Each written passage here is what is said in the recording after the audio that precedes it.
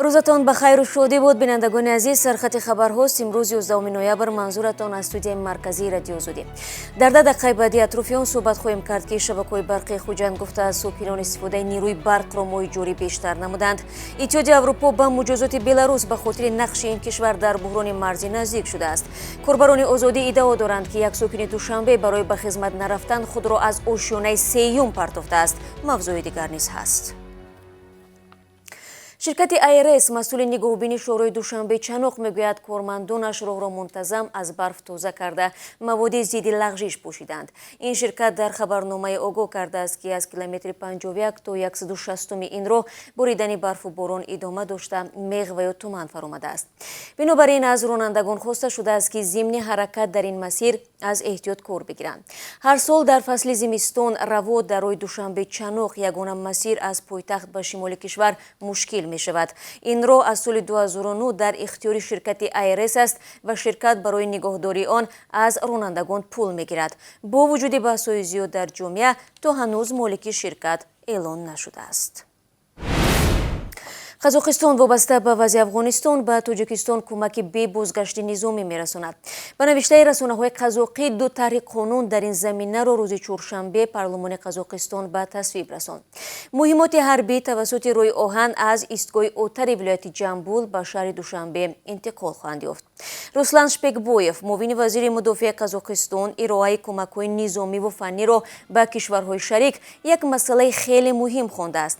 او از جمله گفته است با توجه به وضع کنونی امنیتی در مناطق همشفت مرز تاجیکستان و افغانستان، اینچنین در رابطه با افزایش چالش‌ها و تهدیدها به امنیت منطقه، رسانیدن یاری حربی و تکنیکی توانمندی نیروهای مسلح تاجیکستان را برای رفع این خطرها پرزور می‌کند.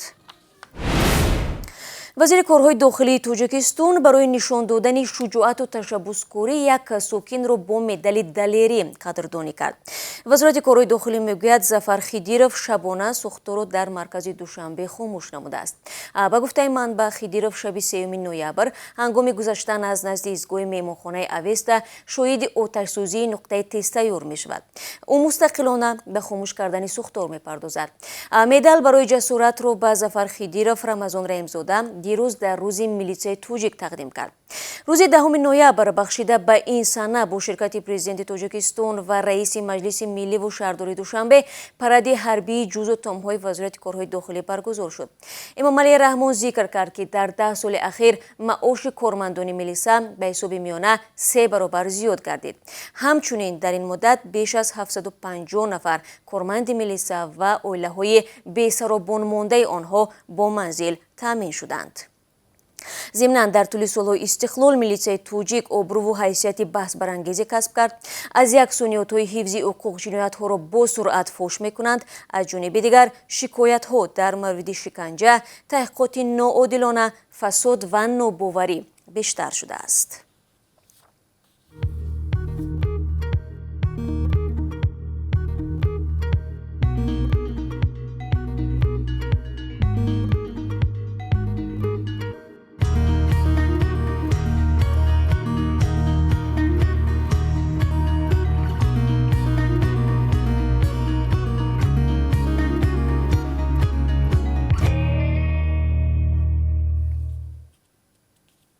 شما سرخط رویدادها را تماشا دارید. اتحادیه اروپا با مجازات بلاروس به خاطر نقش این کشور در بحران مرزی میان بلاروس و پولشا یا خود لهستان نزدیک شده است.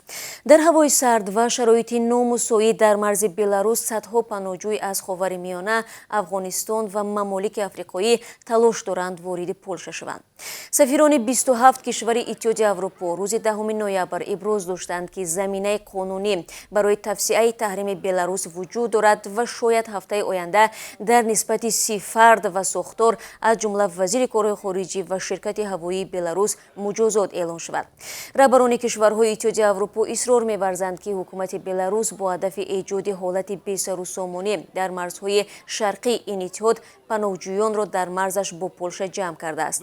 پولشا از قبول پناهجویان خودداری نمودن نظارت مرزش را تقویت بخشیده است.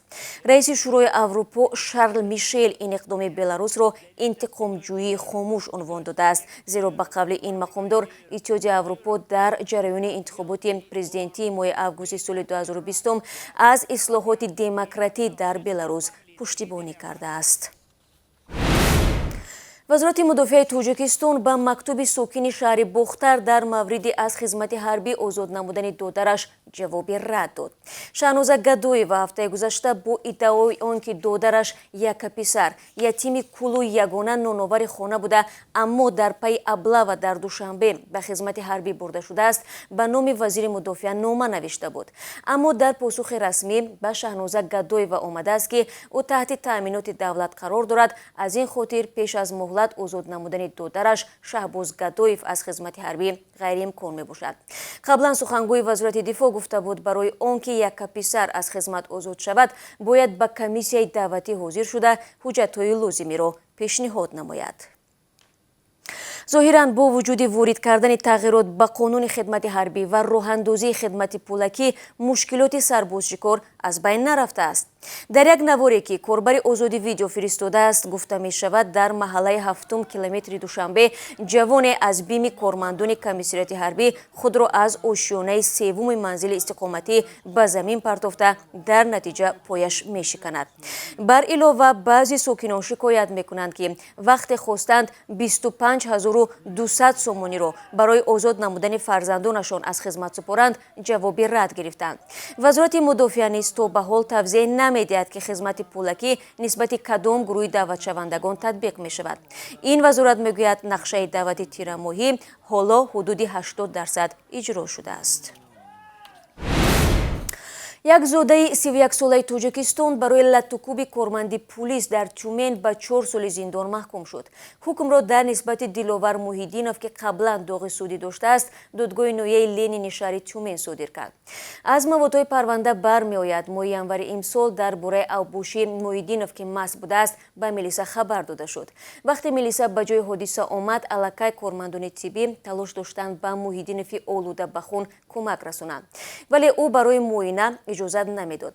افسر طلب کرد که موحیدینوف اوبوشی را بس کند او باشد الکتروشوکی را برآورده به سر میلیسا میزند.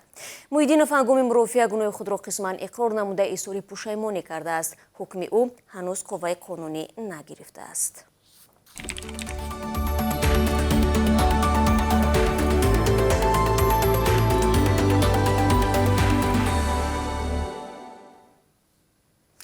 مسئولان شبکه‌های برق شهر خوجند گفتند هدف آنها از فرستادن پیامک به ساکنان خاموش کردن برق در خانه‌ها نبوده بلکه دعوت به صرفه‌کاری میباشد. دیروز ساکنان شهر SMS گرفتند که اگر از معیار زیاد نیروی برق را استفاده کنند آن قطع کرده می شود. از شبکه‌های برق بعضی پلیس گفتند که معیار استفاده نیروی برق برای یک خانه 5 کیلووات در یک ساعت است ولی مردم الکای بر زیاد استفاده میبرند. از جمله مثال آورده شده است که اگر در آغاز ماه نوامبر استفاده نیروی برق 2 میلیون کیلووات ساعت بود اما حالا تا به 2 میلیون و 750 هزار کیلووات ساعت افزوده است. خود مردم میگویند با سبب بلند بودن نرخ استفاده نیروی برق آنها به این هم کوشش میکنند صرفه‌کار باشند ولی امسال چون قیمت گاز مایع که اکثرا برای خوراکپزی استفاده میشد نیز بلند رفته است ساکنان ناچار از نیروی برق استفاده میبرند. خوانندگان توجیک از المپیادهای بین‌المللی به وطن با 39 مدال برگشتند. طبق معلومات سرریاست معارف دوشنبه سبقت مذکور از 31 اکتبر تا 7 نوامبر امسال در شهر انتالیا ترکیه برگزار شده بود. توجیکستان را در المپیاد 59 خوانندگان مؤسسه‌های تعلیمی شهر دوشنبه نمایندگی کرده 10 نفر آنها مدال طلایی به دست آوردند. همین طریق 12 کس مدال نقره و 17 نفر دیگر مدال برنجی را صاحب شدند. محصلین از روی فن‌های متماتیک، زبان روسی و انگلیسی، جغرافیا، کیمیا و بیولوژی دانش خود را نشان دادند. بینندگان عزیز، حالا برایتان درباره قربی رسمی ازار خارجی در توجیکستان اطلاع میدم که مثل دیروز است. امروز 11 نوامبر $1 11 سومانی و 29 درم و 1 یورو 13 سومانی و 5 درم را تشکیل میدهد. 1000 روبل روسی باشد بلندتر رفته است، یعنی 10 درم، یعنی 159 سومانی و 10 درم نرخ دارد. دوستان خوبم، با همین رسیدیم به پایان برنامه امروز سرخط رویدادها. سپاسگزارم که همه روز برنامه را پیگیری میکنید. ملاقات بعدی من با شما فردا در همین وقت خواهد بود. خود را احتیاط کنید و خدا نگهدارتان.